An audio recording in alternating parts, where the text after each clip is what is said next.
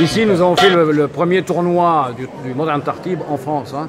Le Modern Tartib, ça a une histoire très longue. Ça vient de 5000 ans d'histoire égyptienne. C'est un art égyptien de combat qui existait à l'époque des pharaons, à la 5e dynastie, avec le tir à l'arc et la lutte. Et pendant 3000 ans, il a contribué à la civilisation égyptienne comme une discipline guerrière. Et progressivement, il est devenu un jeu rural, utilisé par les paysans le long du Nil. Et de ce fait, ça a contribué à l'harmonie et au bien-être des villageois le long du Nil. Et ce n'est que dans les 70 dernières années qu'est venue cette sorte de folklore et de spectacles dansés qui ont caché ces 5000 ans d'histoire. Et mon affaire, ça a été d'enlever ce cache et pour maximiser les 5000 ans d'histoire, transformer cet art guerrier, ce jeu rural, en une discipline sportive, un art martial structuré, codifié, que chacun peut utiliser pour se développer. Et aujourd'hui, c'était le premier tournoi qui a été organisé ici à Paris, dans le 5e arrondissement. Avec des Égyptiens, avec des Français, des Tunisiens, des Tamouls, des Marocains, des Antillais et tous les publics que vous avez pu voir aujourd'hui. Paris Sud.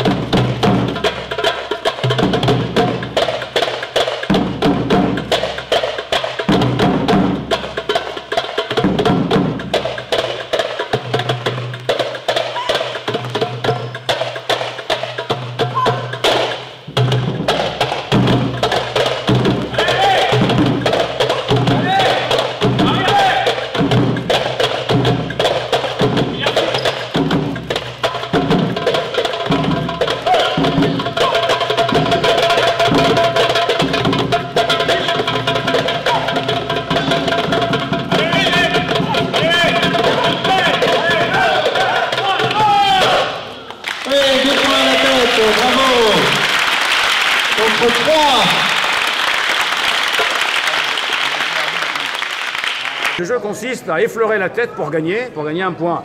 Il faut effleurer la tête une fois ou bien toucher le corps 3 fois. Ça c'est dans le concours, dans le tournoi, ça c'est la coupe de la joute.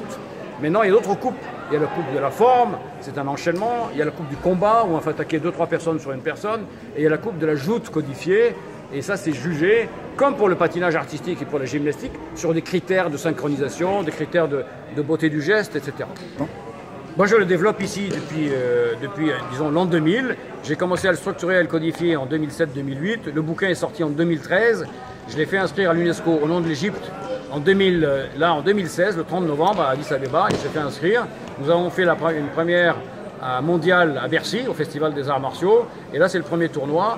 J'ai formé des instructeurs en Égypte, du Modern Tartib, dont la première femme, enfin, qui va enseigner le Tartib, autant aux garçons qu'aux filles. Et ça, c'est après un bannissement quasi indéfini ou infini hein, de la femme de ce contexte. Donc c'est une vraie révolution culturelle qui a été opérée ici en ouvrant la porte aux femmes. Et ça, c'est grâce au Modern Tartib. Il n'y avait pas de structure, c'était joué de manière tout à fait informelle, transmis par la tradition orale dans les villages. Il y a un minimum de structure qui est le salut, la toise et ensuite la joute. Ce que j'ai amené essentiellement, c'est des formes, hein, c'est des enchaînements, comme ça existe dans le karaté, les katas, ou dans le coréen, le pomse, qui sont les enchaînements où il y a les techniques, où il y a les feintes, il y a les secrets. Et c'est la pratique, et c'est la structuration avec ces joutes codifiées, ces formes codifiées, qui vont permettre la transmission dans le monde moderne, parce que la tradition orale, ça marche dans les villages, mais ça ne marche pas dans la vie. Donc mon propos, c'était de le déménager, de le transporter avec succès du village à la ville, en respectant ses valeurs originelles.